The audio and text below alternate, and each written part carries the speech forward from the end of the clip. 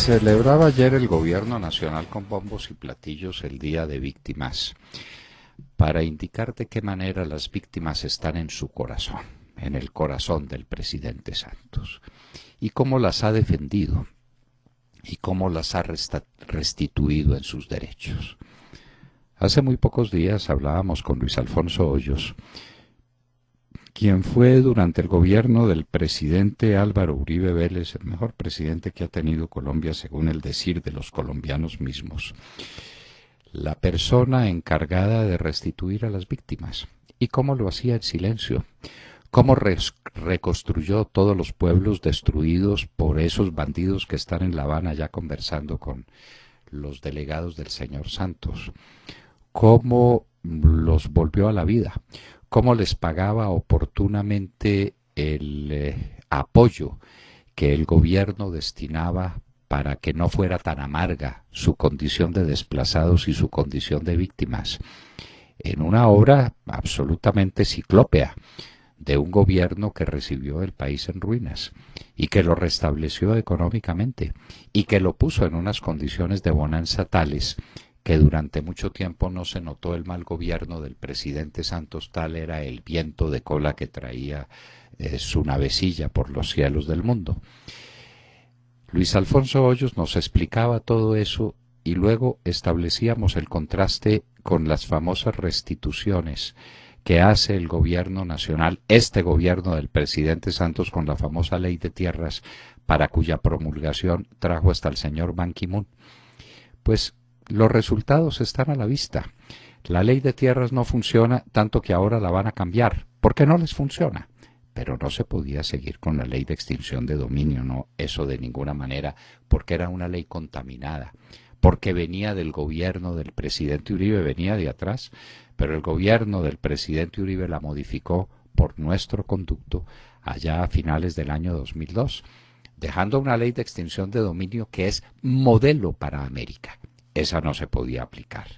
Esa era la manera de quitarle los bienes a quienes se habían apoderado de ellos por la vía de las armas y por la vía de la violencia. Entonces, como nada sirve, hagamos una nueva ley y ahí están los resultados. El primer resultado es el que la cuestión de las tierras no funciona para nada. La extinción de dominio no ha caminado. Había que ver cómo funcionaba esto en la época en que Luis Alfonso Plazas Vega, coronel de la República, era director nacional de estupefacientes. En un año se le quitaron a los bandidos tierras y bienes que valían alrededor de 3 billones de pesos. Entonces ahora nada funciona. Solución. Como siempre, hay que retocar la ley porque es la ley que nos sirve. No es el gobierno nacional, no son las entidades del Estado las incapaces y las ineptas, sino siempre el culpable es la ley. Pues ayer en la restitución en la celebración del Día de las Víctimas, quedó de presente que la ley de restitución de tierras no sirve para nada, con dos hechos de una gravedad tal que habrían estremecido a cualquiera nación del mundo que no estuviera insensibilizada, a cualquiera nación del mundo donde hubiera opinión pública, a cualquiera nación del mundo en las que hubiera medios de comunicación que quisieran contar la verdad. El asesinato de Adán Quinto, eso solo hubiera bastado para poner a un país en ebullición.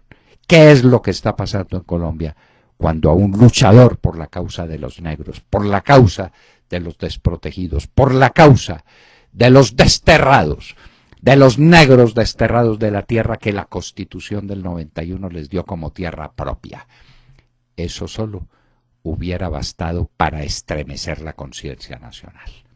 Pero la conciencia nacional está opacada, la conciencia nacional está insensibilizada, la conciencia nacional está muerta en medio de este alud de tierra putrefacta que le están tirando encima.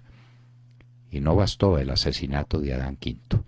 A las FARC les pareció muy poco y resolvieron atacar una marcha de la gente de Tumaco, 1000 veces ofendida por sus ataques, y entonces los quiso castigar con un explosivo, con una granada tirada en la mitad de una marcha de esa gente humilde de Tumaco. 4 niños heridos y 3 adultos. Una mujer embarazada seriamente herida. ¿Pero qué pasó? No pasó nada. Lean los periódicos, tómenlos hoy y díganos dónde está el atentado de Tumaco y dónde está el asesinato de Adán Quinto. ¡Tapen, tapen, tapen!, gritaba Laureano Gómez desde el Parlamento. Es la hora de tapar y de ocultar la verdad y de escamotearle al país el derecho a saber qué es lo que está pasando.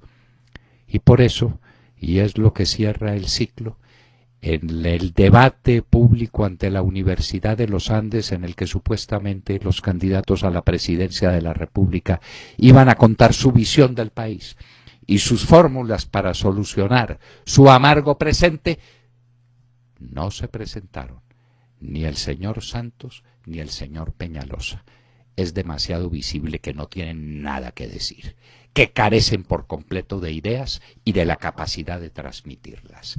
Y se burlan de la Universidad de los Andes, y se burlan de la conciencia crítica de los colombianos, y dejan vacías las sillas que la doctora Ramírez, la candidata presidencial, la señora Ramírez de Rincón, les pudo acercar y dejar una a cada lado para que quedara visible que ellos eran ausentes. Marta Lucía Ramírez fue aplaudida como tenía que ser aplaudida por los estudiantes que reclamaban un debate al que dejan de asistir el señor Santos y el señor Peñalosa. Tal vez al señor Santos le daba pena porque acaso ya le hubieran contado el asesinato de Adán Quinto. Y tal vez le daba pena porque ya le estaban hablando de los policías asesinados en el Caquetá, los policías asesinados y torturados en Tumaco, los policías que acababan de ser asesinados y heridos gravemente en el departamento del Cauca, en la carretera panamericana. Entonces, no asiste. Y como tiene una prensa amiga que calla y que tapa, no hay problema. Señores, estamos en un momento crucial de la vida de la República. María Fernanda Cabal, representante a la Cámara, puso de presente que Adán Quinto estaba defendiendo una comunidad desplazada cruelmente de su territorio para que sirviera de tránsito de drogas y de tránsito de armas. ¿Quién es el principal autor de esta tragedia humanitaria sin precedentes en la historia de Colombia?